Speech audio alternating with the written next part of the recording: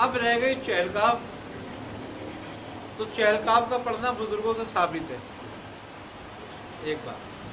دوسری بات یہ کہ چہلکاف کے جو اشعار ہیں یہ اشعار ہیں، یہ 4 اشعار ہیں، اور یہ اشعار جو ہیں حضرت سیدنا شیخ ابو القادر جیلانی رحمۃ اللہ علیہ نے اس موقع پہ فرمائے تھے جب شیطان ظاہر ہوا. شیطان 3 دفعہ آپ پر حملہ آور ہوا ہے، تو آپ نے یہ شعر پڑھے تھے جس کی وجہ سے رد ہوا تھا. آئی نا سمجھ بات؟ یہ چہلکاف کو ہم سمجھتے نہیں ہیں، اصل میں یہ ہے کیا چیز. یہ اسم کافی سے مشتق ہے، اور اس میں ایک خاص ترتیب کے ساتھ 40 کاف ہیں، اور وہ 40 ہی کاف ہونا کیا مطلب ہے؟ اس لیے کہ 40 کا صیغہ جو ہے وہ انبیاء کی سنت رہا ہے، اور اس میں بڑی برکت ہے، اور اس میں نجات ہے، اور اس میں اسرار ہیں. نبی پاک صلی اللہ علیہ وسلم فرماتے ہیں کہ جس نے اپنے آپ کو 40 دن کے لیے اپنے رب کے لیے مخصوص کیا، اللہ اس کی زبان سے اپنی معرفت کے چشمے جاری کر دے گا، ہے نا؟ تو 40 ہی دن کیوں؟ آپ نے نہ 41 فرمایا نہ 39 فرمایا. اب اللہ تعالیٰ حضرت موسیٰ سے کہتا ہے کہ اے موسیٰ طور پہ آؤ 30 دن کے لیے. کہتا ہے ہم نے بڑھا دی 10 راتیں، اور پورا کیا اس کو 40 دن سے، تاکہ موسیٰ پہ اپنے اسرار کھولے. تو 11 کیوں نہیں بڑھائیں گی؟ 10 ہی کیوں بڑھائیں؟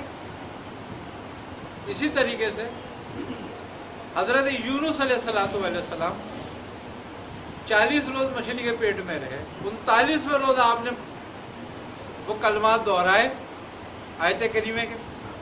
تو کیا آپ نے آیت کریمہ پڑھا تھا؟ اس میں یہ پڑھا تھا آپ نے؟ یہ تو زبان عربی ہے، آپ کی تو عربی زبان تھی ہی نہیں.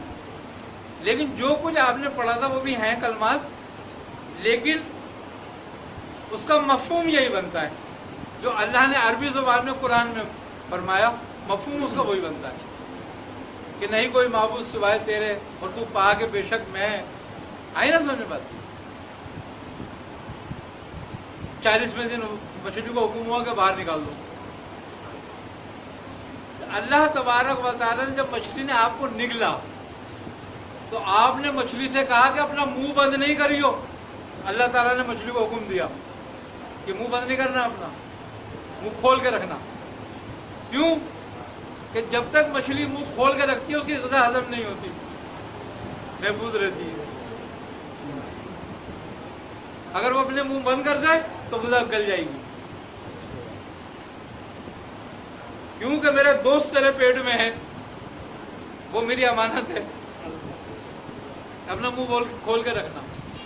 اور یہ واحد مچھلی ہے جو کسی مچھلی سے پیدا نہیں ہوئی تھی، اس کی نسل نہیں چلی، وہ ایک ہی تھی بس، اس کے بعد ختم ہو گئی تھی. اگر اس کی نسل ہوتی تو آج پتہ نہیں کیا حال ہوتا، کیونکہ وہ اتنی بڑی مچھلی تھی. وہ ویل کو ثابت نکل گیا.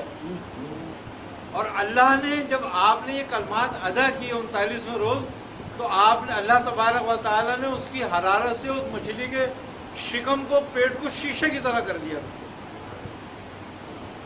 اور آپ کو ایک رات میں اس نے پورے سمندر کا چکر لگا لیا تھا. اس کی رفتار کیا ہوگی؟ اور آپ نے پورے سمندروں کی سیر کر لی تھی، اور آپ ایسے دیکھ رہے تھے سمندر کو جیسے کوئی آدمی اسکرین سے دیکھتا ہے.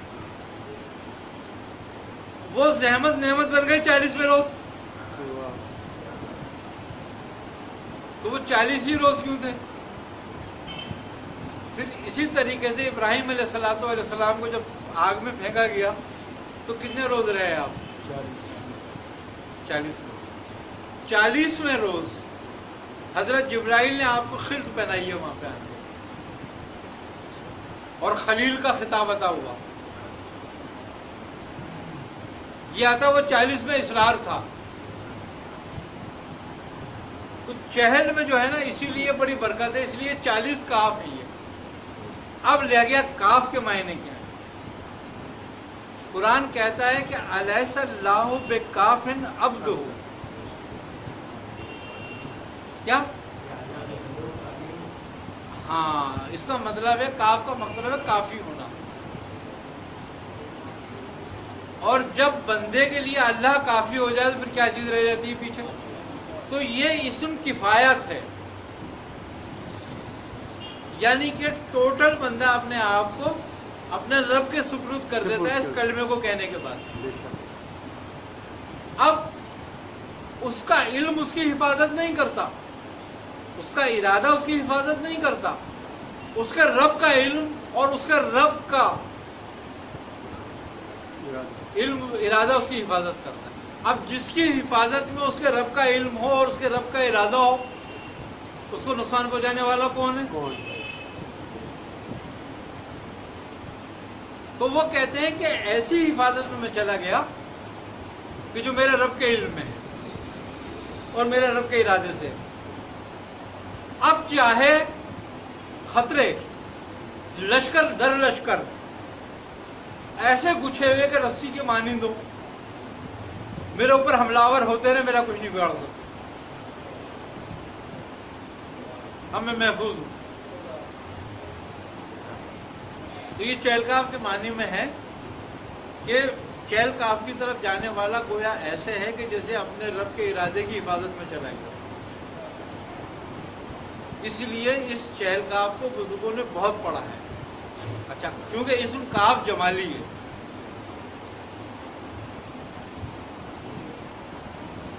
اور اس کا سر کافی سے ہے، کبیر ہے.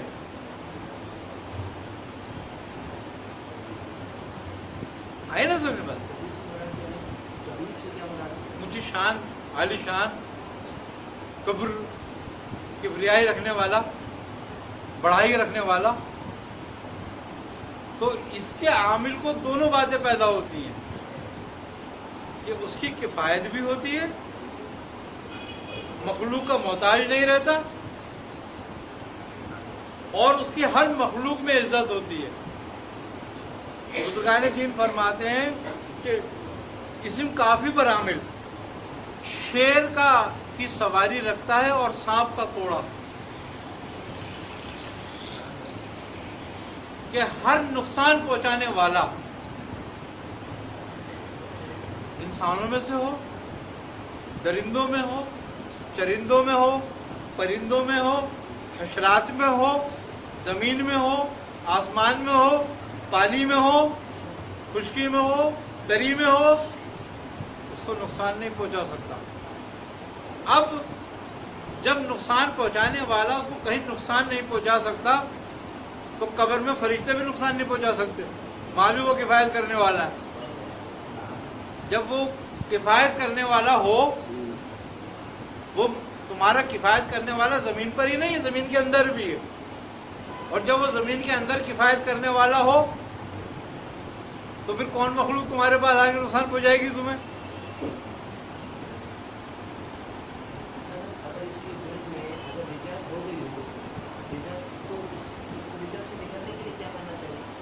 اس رجت سے نکلنے کے لیے کسی بزرگ سے رجوع کر لے، یا درود پاک کی کثرت کرے، یا جتنی پاک تعداد میں چہل قاف پڑھا تھا اس نے اتنی ہی تعداد میں درود پاک پڑھ لے. اور ویسے چہل قاف سے رجت آتی نہیں ہے، کیونکہ جب بندہ کفایت کی نیت سے پڑھتا ہے تو اللہ اسے پریشانی نہیں ڈالتا. ہے نا سمجھ بات؟ اب چونکہ وہ پریشانی تو اپنے ارادے سے اور اپنی حرکتوں سے ہی آتی ہے.